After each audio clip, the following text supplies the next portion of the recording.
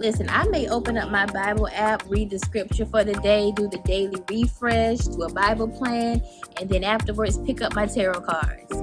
I may do a guided meditation practice. Look at this monitoring spirit. Move. I may do a guided meditation practice and then say my prayers for the day. Spirituality allows me to do whatever I please as long as it feels right and as long as my intentions are right.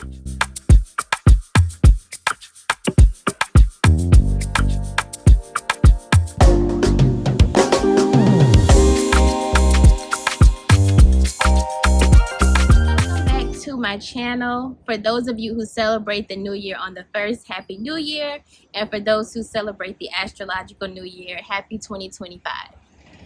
I wanted to talk more about my spiritual journey because I feel like 2025 is going to be a super transformative year, and I think that a lot of things that we once were accustomed to are crumbling down and a new world is coming.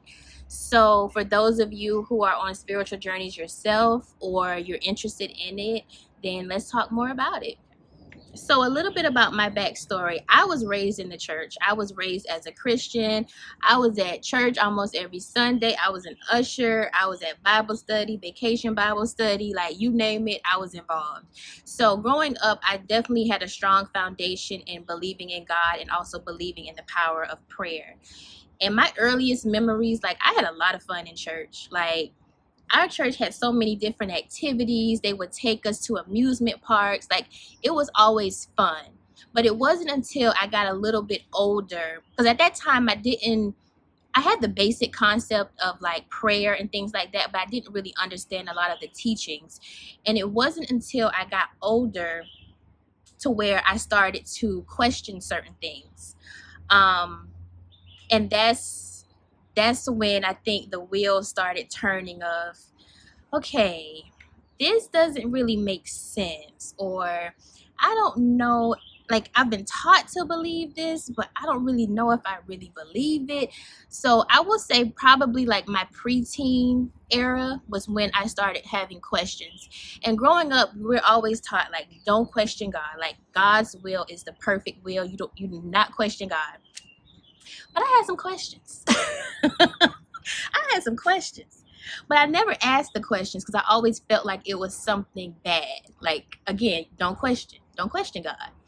Like one of those things. And for those of you who are in the LGBTQIA plus community, I'll touch on that a little bit, to be honest. What I grew up believing was if you're gay, you're going to hell. It's one of the ultimate sins, you're going to hell. And I couldn't really understand that because my favorite cousins growing up were gay men. They were fun. They loved to laugh. They loved to dance. Like they were genuinely good people. And to be taught that if they choose a different life, that they're going to be condemned for it. They're going to go to hell for it. I think that was like my earliest memories of questioning some of the things that I've been taught. Like, because he likes guys, he's going to hell. But I believed it because it was instilled in me that was something that was bad. Just like questioning God was something that was bad. But I had questions, like I had a lot of questions actually. And to be quite honest, and I know this doesn't apply to all churches, but there was a lot of judgment in the church. There was a lot of shame in the church, and I didn't resonate with that behavior. Even though I saw it, I witnessed it, it was still something about it that just didn't sit right in my spirit, even as a teen or a preteen. It was something about it that didn't sit right with me, but I never expressed it to anybody because, again, it was kind of like fear was instilled in me. And I just kept a lot of my questions or a lot of my doubts to myself because I really didn't have a safe space to explore religion. So each time that I moved, whether I was in Massachusetts or whether I was in Georgia, I always found a church that I could connect with. In Boston, not so much. I tried out a few churches and they never kind of resonated with me because I was taught, you know, you need to go to church, you need to go to church. And if I didn't go to church, like I would feel bad about it, like, oh, I didn't go to church today, right? But obviously, I've come to realize that you can have church anywhere. So fast forward to 2022, this is when I had my first spiritual awakening and when I truly started embracing spirituality. At the time, I was in therapy and I got back into journaling because as a child, I would write a lot in my diary because honestly, I didn't have a safe space to really express my emotions, so I would write a lot. And fast forward now into my adulthood, now I'm back writing in my diary or journaling, as we call it now. And that kind of helped me, well, not kind of, it did help me process a lot of my emotions. Because when you're going through a spiritual awakening, especially for me, nothing makes sense, but at the same time, everything makes sense. It's such a weird feeling, it's such an emotional roller coaster. And I'm so glad that I was in therapy during that time because sometimes I couldn't put my feelings into words. And my therapist was there to kind of help me and guide me along that journey. And I would purchase like some self-help workbooks to help me kind of unpack some of the childhood wounds I've had, things that I was carrying that were not mine to carry, and kind of releasing it. And one thing I love about spirituality is that there's not just one way to do things. Like, spirituality is a personal relationship that you have with God, with the divine, with source, the creator, the universe, whatever you want to call it, is personal to you. It doesn't have to make sense to anyone else. And that's the one thing, well, one of the many things I love about a spiritual path is that I can have different tools. I can say, you know what, this works for me. I'm aligned with this. Or, you know what, that doesn't work for me anymore. And it's okay. There's acceptance in spirituality, there's freedom in spirituality. So, aside from journaling and being in therapy, I also started meditating every morning and sometimes at night as well because the way my mind is set up, y'all, I'm an overthinker. I still kind of battle with that, like overthinking things. And meditation has really allowed me to be still and to be present. It's easy to keep, going and to be busy, but it's hard to be still. And meditation has taught me the power of stillness. So I started doing meditation, breath work. I started listening to different frequencies because, as you know, like frequencies can really affect your mind and your spirit. So as I'm meditating, I'm listening to these different frequencies on my playlist. I downloaded a playlist off of Apple Music, and I started putting all of these practices into play, and I saw like just a transformation in the way I was thinking, in the way I was moving, and how I felt myself transforming into another version of myself that was higher than before. And again, spirituality allows you that freedom to explore different practices, to explore different ancient wisdom. Like it's not a cage. It's a pathway. And it's like, and it's personal. And that's what I love the most about it, because I cannot be put in a cage, okay? I cannot be put in a box. I need freedom. I need freedom to choose for myself, to decide for myself, okay, this is for me or this is no longer for me. And that's what I love, love, love about this journey, is freedom. So I definitely want to share this story. And not a lot of people have heard it, but this is when my faith really strengthened. So when I was deciding if moving abroad was the right path for me, I was like, okay, God, I've prayed about it, I've journaled about it, I've talked to my therapist about it, but I still need more confirmation. I need something. I need a clear sign that this is for me. And my grandmother, who passed away in 2004, I consider her one of my angels. And I said, God, send me a sign from my grandmother that this is the right journey for me. And I kid you not,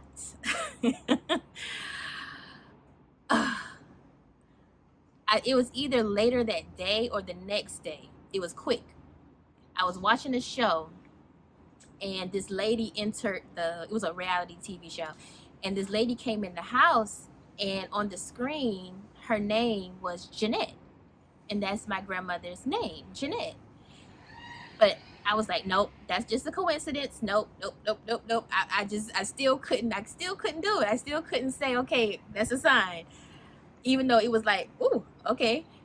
So I was talking to my therapist about it. And at this point in therapy, I've never really kind of mentioned my grandmother. So she didn't know my grandmother's name. She didn't know anything. So I told her, I was like, I'm asking God for signs. And I told her, like, the sign I got and how the name. And she looked at me and she started to cry. And she was like, that was my mother's name who passed away. And in that moment, it was like neither one of us said anything. Like neither one of us said anything. It was kind of like an unspoken confirmation in that point. Like, yeah, this is right for you. You're okay. You're protected. You are safe. Your grandmother has you. Your other spirit guides have you. You're good. And one thing that I've come to believe in is different signs that the universe will send you. Like for me, when I see birds or I see feathers or I see angel numbers, it gives me that sense of comfort, especially in those moments that I have doubt, I have worry, I have questions. Like I may see, I don't know, like a billboard with a message on it that says keep going or something. I take everything as a sign. That's one thing that I've learned to embrace, is to look for signs, because they're everywhere. You just have to pay attention to it. And even in the moments where I'm like, God, I just need a hug right now, I'll feel something that comes over me, and it gives me ease. It gives me comfort. Because this journey abroad can be a little lonely. And some days, like, I feel like, whew, I need some support, God. I need some encouragement, and I'll see a sign or I'll hear a song or anything. But like, always know that signs are always around us. It's just us opening up our eyes to see. And one thing I mentioned that I witnessed a lot growing up in the church was judgment. And being an English teacher, I talk to students from different parts of the world who have different religion, different cultures. And one thing I love is how spirituality has taught me acceptance. This person may not think the same things I think or believe the same things I believe, but I can still respect it. I can still learn from it. There are things that someone may practice where I'm like, you know what? I like that. I might, subscribe to that, because that's what spirituality does. It's a place for all. It's not just a place for one thing. Like, and I love that about it. And so I've had conversations with students who practice Islam. I've had conversations with people who are atheists. And just because they may not believe in something that I believe in or whatever, it doesn't mean that I should condemn you for it. Just because your life doesn't look like mine, your belief system doesn't look like mine. Who am I to condemn you? Who am I to say you're going to hell? Who am I to do that? Just like, who are you to do it to me? Because my belief system may not look like yours. It's okay to accept other people. It's okay to respect other belief systems. It's okay to learn from each other. It's not one way to do things. It's not one way to do life. So I bought my own tarot deck and my own oracle cards. And one thing people have to learn about tarot, if you're interested, is that you already have the answers. But as humans, sometimes we need a little extra confirmation. So that's why, tarot provides you with the messages that you innately already know. But again, you just need a little bit more, because this human experience can be very challenging, and I truly believe that God gives us different tools to really help us along our journeys. So I only read for myself. I don't read for other people. I'm still developing my knowledge when it comes to tarot, but it's definitely been another practice that has really helped me in growing in my spiritual journey. So a lot of the things I do now, I was definitely not taught to believe in. I was taught that certain things were considered witchcraft or dark magic. And honestly, I know what I use these tools for, and I know that it is of light. And I know it may not resonate with everybody because it's not for everybody, but this is just something, or some of the ways that I am strengthening my faith in the divine, because everything is energy.